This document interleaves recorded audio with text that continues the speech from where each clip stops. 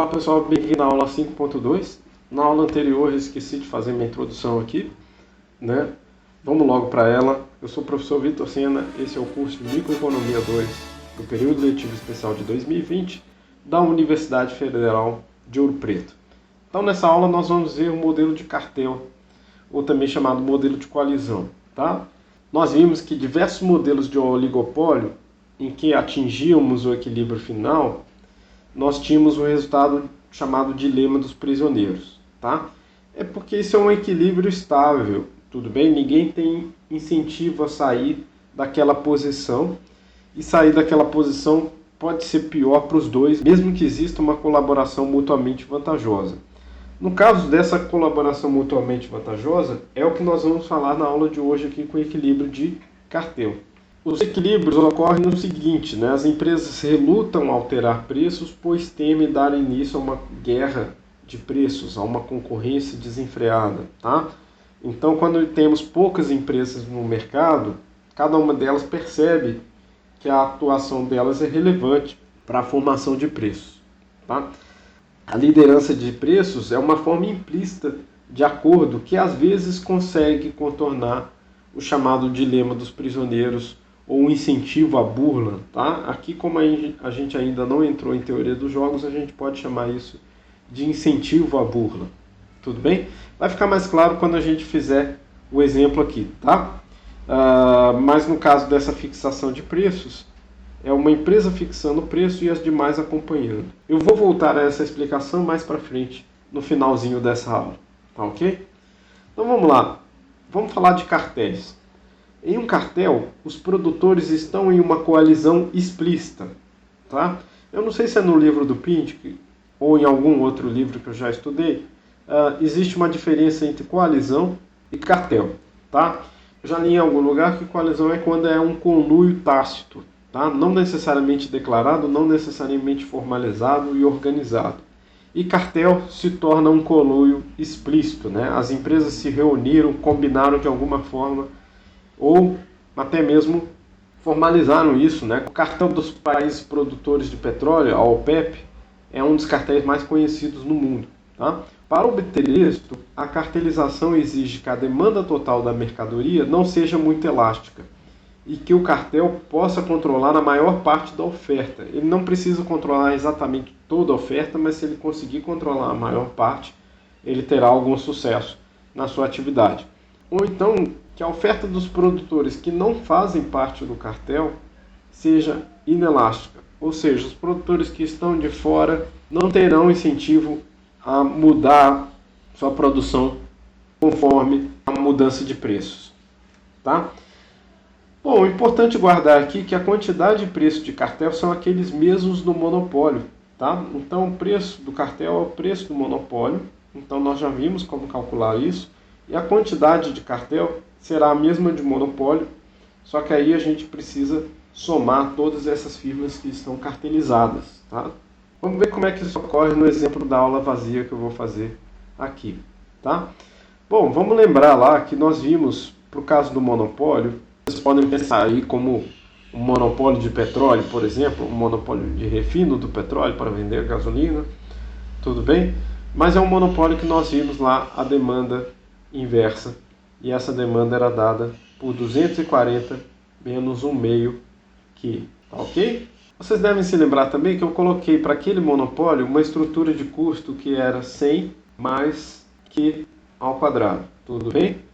E nós vimos aí que o preço ótimo de monopólio, com essas duas informações da demanda e do custo total, nós conseguimos achar que a quantidade de monopólio que maximizava o lucro da firma era 80, logo o preço de monopólio que maximizava esse mesmo lucro era de 200. Tudo bem? Nós encontramos esse ponto quando nós fizemos o equilíbrio de monopólio lá na aula 3.2. Tá ok? Bom, nós precisamos fazer mais coisa agora. Na verdade, suponha que nesse cartel existam duas firmas. E aí o seguinte, né? Esse Q que nós estamos falando aí, vou separar aqui o Q maiúsculo, ele é nada mais, nada menos do que a produção dessas duas firmas que eu vou fazer de Q minúsculo aqui.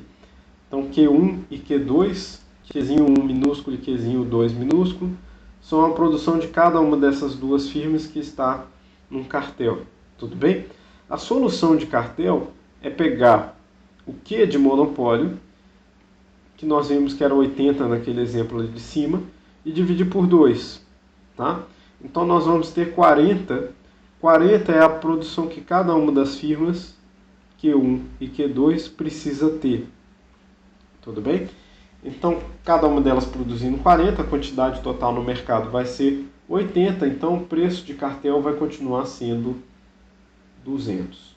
E a quantidade total de cartel, o Qzão, continua sendo 80.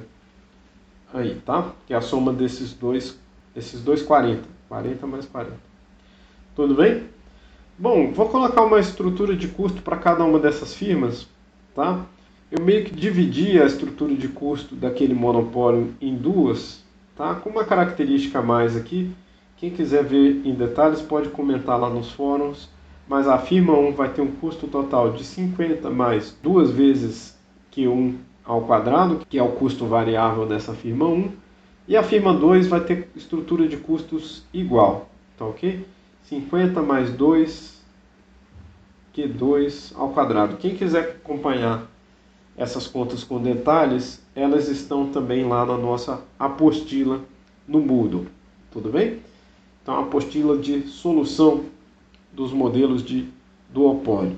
Pois bem, se a curva de custo é essa, nós podemos obter o lucro de cada uma das firmas, tá? Então, nós temos o lucro da firma 1, tudo bem? Então, é P1 da produção da firma 1. Lembra que o preço é dado pelo mercado, então o preço é igual para as duas firmas. A receita total dessa firma vai ser P vezes Q1, menos o custo total da firma 1, que é aquele custo que eu acabei de colocar ali em cima. Tá? Como é que isso aqui é obtido? Eu posso colocar aqui o preço de cartel.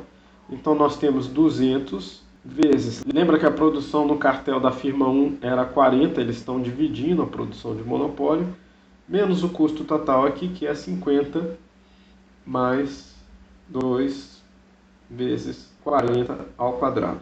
Tudo bem?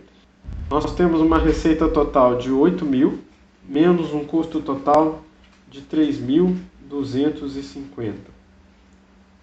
Tudo bem? Então isso dá um lucro para a firma 1 igual a 4.750.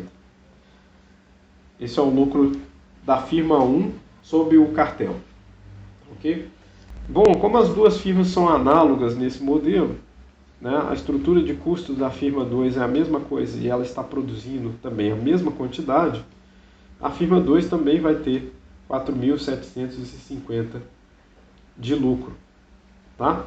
Bom, para quem se lembrar do lucro que nós achamos no monopólio lá, esse lucro que nós acabamos de achar nada mais é do que a soma dos lucros das duas empresas. Tudo bem? Então, somando 4.750 mais 4.750, nós temos o lucro de monopólio, que nós já vimos, de 9.500, que vimos anteriormente. Tá ok? O preço continua sendo 200, a quantidade total continua sendo os 80. Então, o que acontece de interessante aqui é que essas duas firmas estão dividindo esse lucro total de 9.500, que seria o lucro de uma firma sozinha no monopólio, em duas partes. Então, virou um lucro de 4.750 para cada uma delas. Mas vamos ver aqui a questão do incentivo à burla, que eu falei bastante, tá? Então, vamos colocar aqui, lembre que as duas firmas estão produzindo na soma 80, tá? Então vamos ver por que o equilíbrio de cartel é chamado de equilíbrio instável, tá ok? Então nós vimos que essas duas firmas estariam produzindo 40 cada uma, né? Mas vamos colocar que a firma 1 produza um pouquinho a mais. Vamos dizer que essa firma 1 produza 42, tá? E a outra continue produzindo 40. Então essas duas firmas juntas vão levar ao mercado 82 quantidades do bem homogêneo, tá? Nós temos essa pressuposição aí que o bem é igual e para o consumidor não dá para discernir qual produto vem da firma 1 e qual produto vem da firma 2. Nós teremos que o preço será formado por aquela equação de demanda inversa que nós vimos, 240 menos 1/2 a quantidade total que foi levada da mercadoria para esse mercado. Ou seja, 240 menos 41.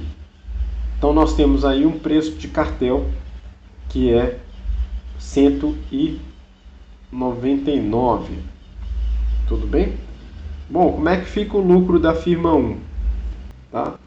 Vai ficar 199, que é esse novo preço, vezes 42, que é a quantidade que ela está produzindo agora, menos a parte de custo, que continua 50, mais 2 vezes 42 ao quadrado, que é a nova produção dela agora, fecha colchetes. Tudo bem? Já fiz essas contas aqui, isso aqui vai dar 8.358 menos 3.578 em termos de custo, tá? Então nós temos que o lucro dessa firma deu 4.780. Repare, né? A firma 1 fica com um lucro maior se ela burlar o cartel, né? 4.780, que é maior aí do que, vamos pôr assim, né? Que é maior do que ela teria se tivesse seguindo o cartel, né? Em compensação, a outra firma, se você quiser fazer, deixa eu colocar de verde, né? Vai ter um lucro menor, né? Ela vai ter um preço de 199 vezes a quantidade que ela continuava produzindo anteriormente, que era 40, menos a parte de custo, que vai ser o custo que ela também tinha anteriormente, pois ela estava produzindo em 40. Tá legal? E isso vai ser o quê? Nós temos que o lucro da firma 2 será 7.960 de receita menos 3.250 de custo. Ok? Isso dá um lucro para a firma 2 de 4.710. Tá ok? Então, enquanto a firma 1 está ganhando, caso ela burle, né, e decida produzir mais, a firma 2 está perdendo, pois ela fica com 4.710. Tá? Então, uma das firmas tem vantagem em quebrar o cartel, produzir um pouco mais, é vantajoso, pois ela faz um lucro um pouco maior. A outra firma que não ajustou sua produção vai ficar com um lucro menor, 4.710. Tá? Bom, então no segundo momento você pode perguntar, e se a firma 2 depois decidir também aumentar a produção dela? Se elas fizerem isso sucessivamente, a gente vai chegar num equilíbrio que é o chamado equilíbrio de Cournot, que nós vamos ver na aula que vem, tá? Mas repare que cada uma das firmas tem incentivo a desviar do equilíbrio de cartel, e por isso nós chamamos que o equilíbrio de cartel é instável. Tudo bem? Tal como nós já mostramos no slide anterior. O interessante também é que nem sempre essa coalizão precisa ficar explícita, tá ok? Em determinados mercados, onde existe alguma concorrência, uma empresa pode anunciar o seguinte: nós cobrimos qualquer preço da concorrência. Quando a empresa fala isso, ela já está avisando que ela vai disputar em preço com as demais. Tudo bem? Então ela força todo mundo a adotar o mesmo preço para que todos dividam o lucro igualmente. Então é uma coisa curiosa, porque o preço em concorrência perfeita é um preço igual para todos os produtores. E no caso de um cartel, o resultado, se se conseguir um equilíbrio dessa parte instável por uma pressão externa, como eu disse anteriormente, o resultado final é um preço igual também entre todos os produtores. Tá? Então, às vezes, fica difícil diferenciar uma situação de concorrência perfeita de uma situação de cartelização só por meio dos preços. Tá ok? Bom, tem um exercício aqui para vocês fazerem isso com outra demanda e outra estrutura de custos. Tá? A estrutura de custos é até mais simples. Basta considerar um custo marginal igual a 10 e vocês podem calcular esse equilíbrio instável de cartel por esse exercício aqui. Tá? Também, veja lá no livro, explique melhor também porque cada uma dessas firmas tem incentivo a desviar desse comportamento de cartel. Tá? Esse é um ponto muito importante desse modelo e é preciso ficar bem entendido para a gente passar para os modelos seguintes. Tudo bem? Então até a aula 5.3, onde nós vamos ver o modelo de Cournot e vamos ver que o modelo de Cournot produz ao contrário desse modelo de cartel, um equilíbrio estável, tá ok? Então até a aula 5.3. Tchau, tchau.